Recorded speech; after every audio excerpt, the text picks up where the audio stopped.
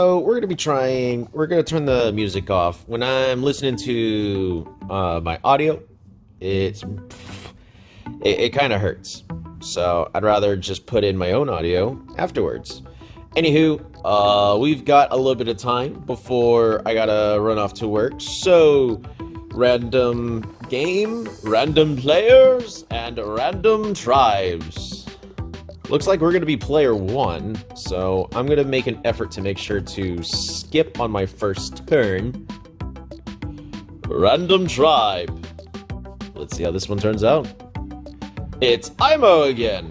Alrighty. Let's see if I can be redeemed after that last performance. Okay, then. he got, apparently he clicked random and he got a Quarion. Alright, well, we're just gonna go on to the next match. Alright, we got a game right away. Ooh, boy, either this guy is ELO, has been ELO tanking, or, this one's not gonna be that tough. We'll see. As always, we're gonna be going random tribe. Oh, try hard in with Bardur, I guess. So, Bardur is considered the strongest tribe for good reason. It's a turn 0 tribe. You just go bop. And let's go full greed with Eco, going with that workshop. I could have explored, but I don't. Based on my spawn location, I can't guarantee anything.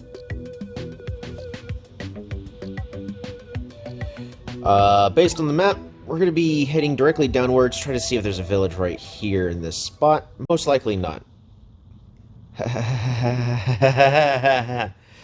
Okay.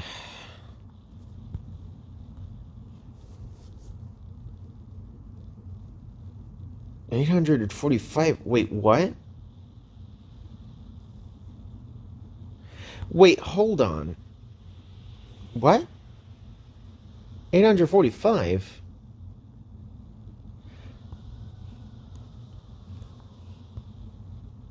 What? Alright. So, post-game Tolby here. I don't know why this ended up stumping me so much. So, the enemy's at 800. Whoop, let's use a different color that's easier to see. We're going to go with red. So we have 845. Vengir starts off with 730. So, brings us to 115. Where did those points come from? Well, we actually have all the information we need right here. Their capital is right here in this spot. And for some reason, they have made the trek to this adjacent spot. Why they didn't actually just go straight over to here, I don't know. But this is what they have decided to do. By going to this spot right over here, my opponent has gained vision of these 3 tiles. Each tile of vision awards 5 points, which now brings it to 100. Where does the last 100 points come from? Well, that's simple. They researched a tier 1 technology in the tech tree. We can guesstimate what this is. It cannot be fishing, no fish, and it is most likely not climbing. Reason being, if they picked up climbing, they would have walked onto the mountain and gained a lot more vision, and you would have gotten a lot more than just these 15 points. So, we do now know that they either have riding, hunting, or organization. Why they picked that up on turn 1? I don't know. But there you go. How do we survive this? Just archery?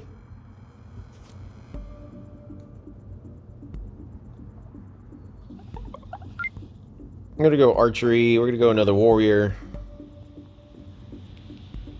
And we're gonna pass the turn. How in the world did he start off with 840? 45. He would have had to have researched a tech and then bought a... Dude, was he able to get writing right off the bat? I don't see how that's possible.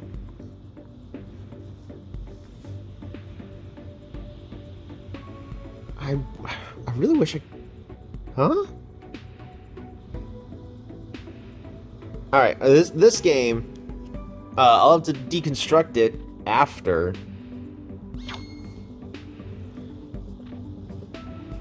Yep, there's the second swordsman.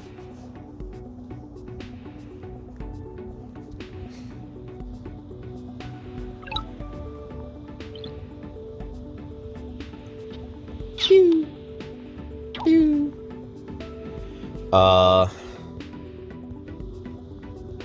Archer, and pass the turn. I am actually really lucky with this line of trees right here.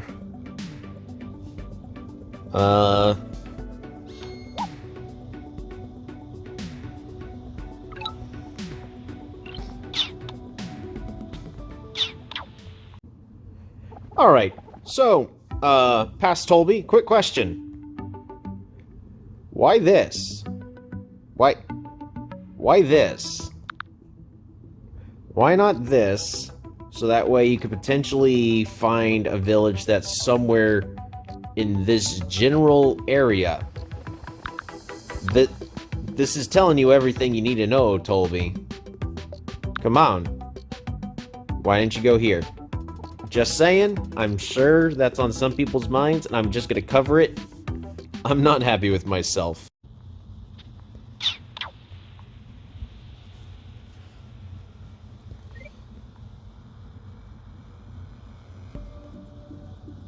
Oh, man. How? What's he at? Okay, so 910. He keeps fluctuating in points. So, because you get 5 points per cost of the unit that you get. So, swordsmen are 25 points. Okay, we got one there, we got one there. And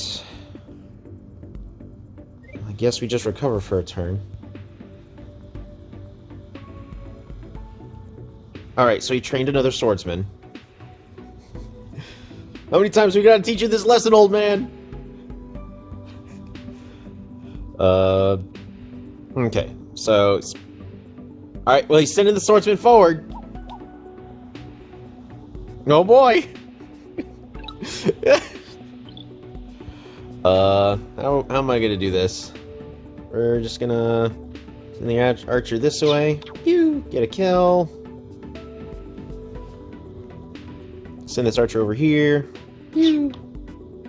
Do the damages. And just move the warrior this way. On other news, I do want to level up the capital yet again. And in my opinion, it'd be best to just go ahead and pick up forestry right here. We're gonna hunt.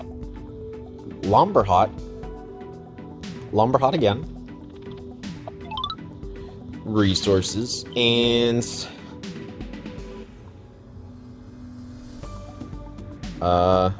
actually, almost next turn, I can level it up again. Yeah, let's do it. We're gonna go full greed here. Pass the turn. Because I can train a unit, but I can deal with that swordsman just fine right here. He's stuck. So here's the question. Mr. Murgum, it hasn't worked yet. Why don't you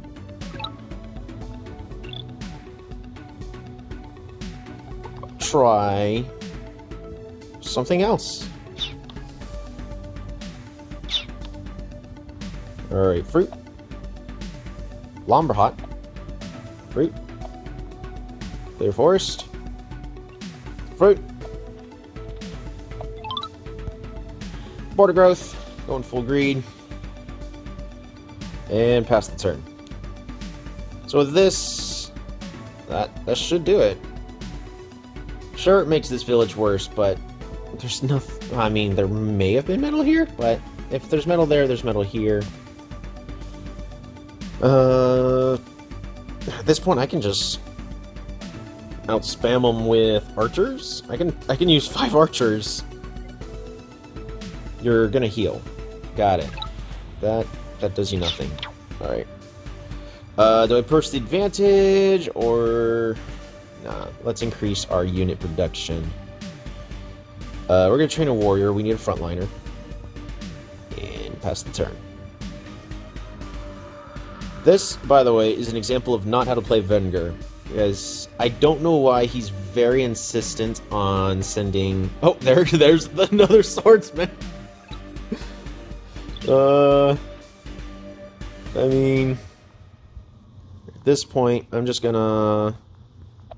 Let's go ahead and just get our giant, right? We're just gonna... Hunt... Get our super unit.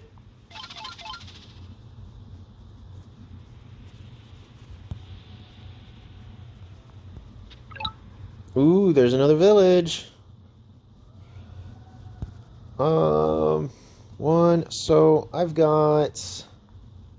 Well, I'd have to get climbing in order to see, but you've got to stop sending just single units my way. How do I turn this into an advantage? I mean, I can get another super unit next turn at my capital.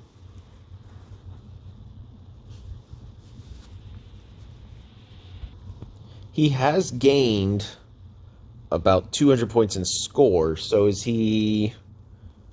Because he got a tier 1 score, then he got a tier 2, or a tier 1 tech, then a tier 2 tech, as far as I'm following. Because it seems like a flat 100 and 200 that he got here. I mean, he's also sending swordsmen about every other turn, so... Well, he didn't pick up...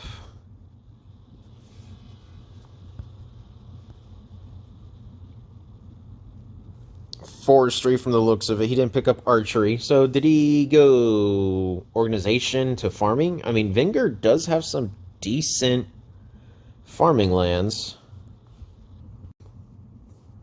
This was... I mean... This is an okay game. This is just your typical Vengir rush. It's not as powerful as a Polytar rush, because there's more Polytars than there are swordsmen from Vengir. And the Polytars usually do get a follow-up. Alright, so we're going to go ahead and skip your turn once. Because I'm sorry, my guy, but I got life and stuff. Ooh, a ruin. But here's the plan. At this point, we just, harvest fruit, hunt, and increase our economy. You know what? Let's go ahead and build that Park of Fortune as well. Get those extra stars. That way we can train an archer here. And pass the turn. As at this point, we outproduced him. We got a giant heading straight towards his door. I'm pretty certain that he saw that we skipped him, and he's probably like, what's up with this guy? Like, I'm sorry, my guy, but 5-minute timers. I've got things I've got to do. I don't even have time to edit this game until after work.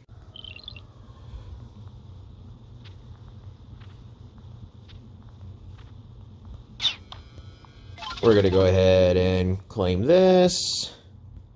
1, 2... Oops. Oh, you know, I should have totally explored just so I could have seen the map. Maybe I could have gotten a vision of his place. Man, that was actually dumb of me. It's okay. We go ahead and pass the turn.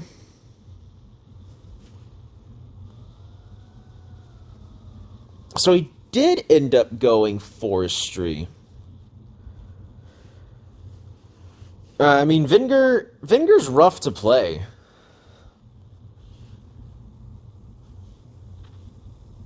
Get him! Yeah, you got it. Good job. So let's... I want to... For anybody that's in a...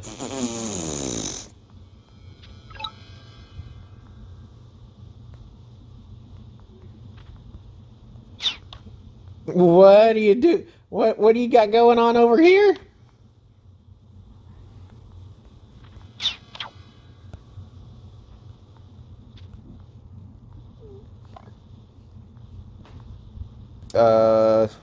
Let's go ahead and just make another giant.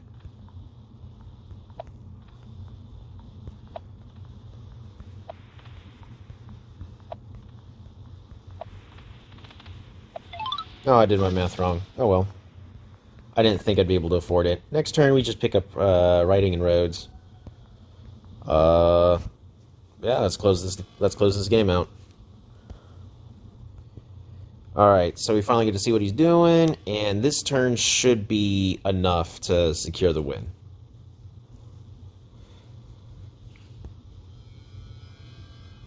How much is...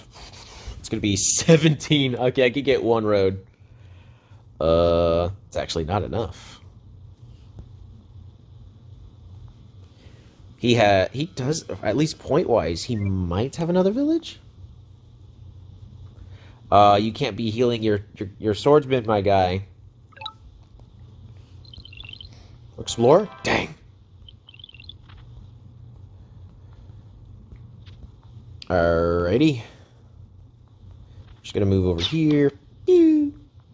Just gonna go here. Pew. And secure the kill.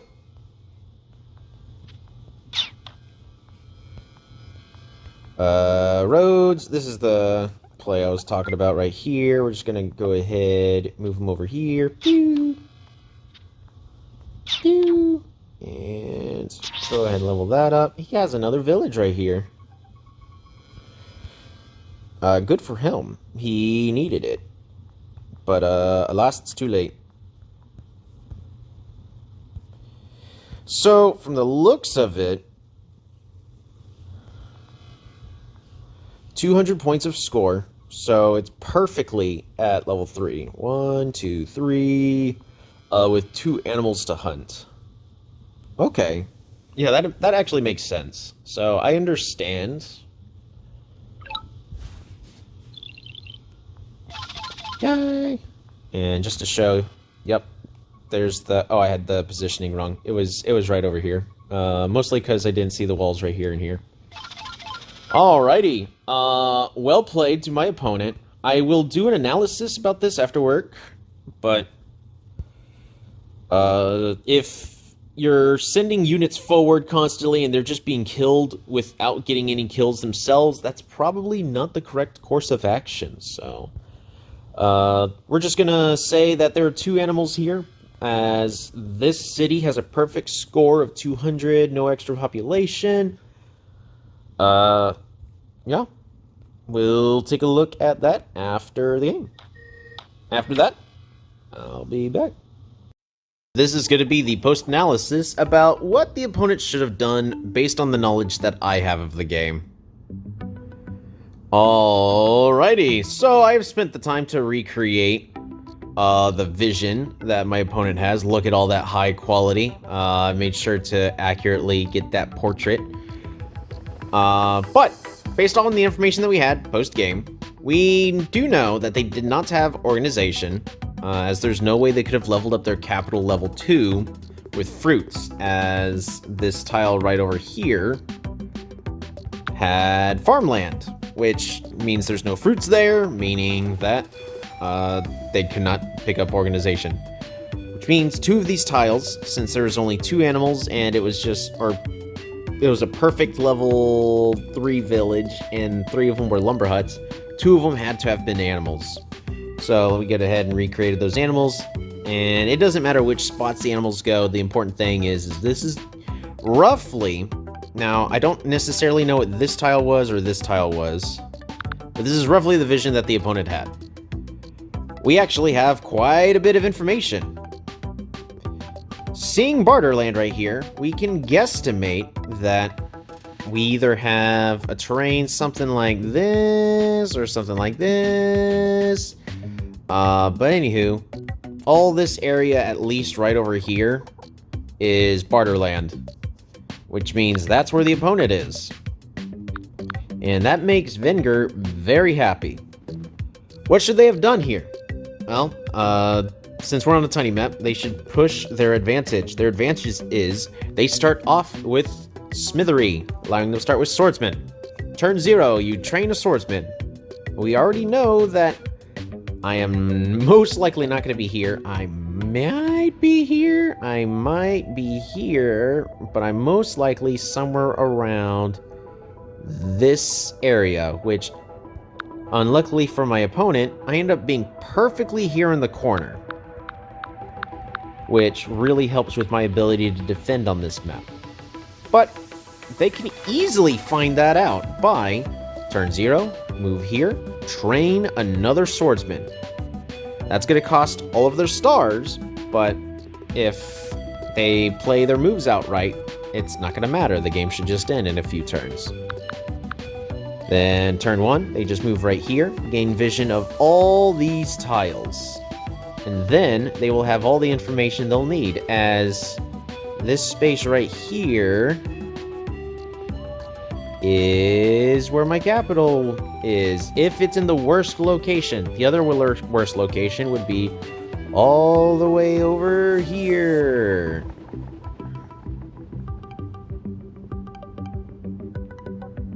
So these are the two locations that my capital could potentially be. Now, the game could have been evil and put me over here, but most likely where those dotted lines are where my capitals are.